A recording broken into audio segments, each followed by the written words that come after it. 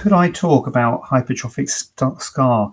Yeah, I think someone posted this question, and I think I said to them, "Can you tell me what specifically you want me to talk about?" And they didn't get back to me. So there you go. I will talk in general terms about hypertrophic scar. So hypertrophic scars are red raised scars, lumpy scars, unsightly scars, abnormal scarring, and there is a spectrum.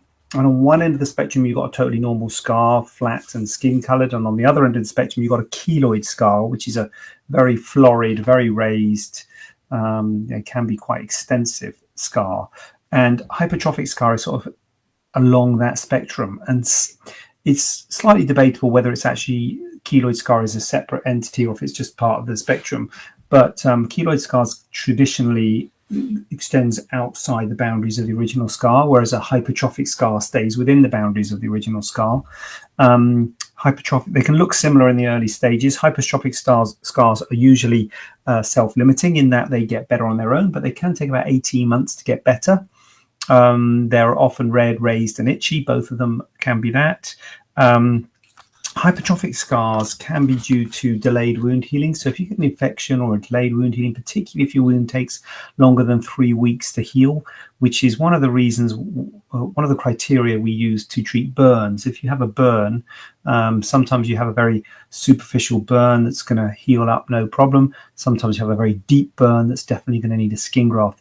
The problem comes with the intermediate burns, which are going to heal, but they're going to take time to heal. And if they're going to take more than 3 weeks to heal, then we worry that would give you a hypertrophic scarring. So we don't really treat burns anymore. But anyway, we, as plastic surgeons, we would normally arrange to see you back at a week, maybe 2 weeks, to have a look how well that burn's healing. And if it looks like it's not healing so well, it is a case of grafting it, because the scar is going to be better if we graft it.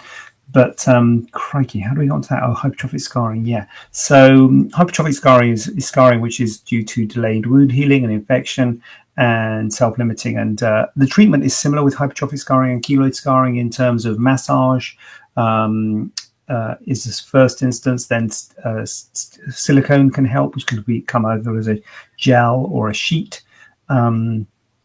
The sheet is usually better if you could keep it on. So if it's on the breast or on the body, often the sheet can stay on. If it's on the face or the ear or something like that, the sheet would just fall off. So the gel is better in those areas.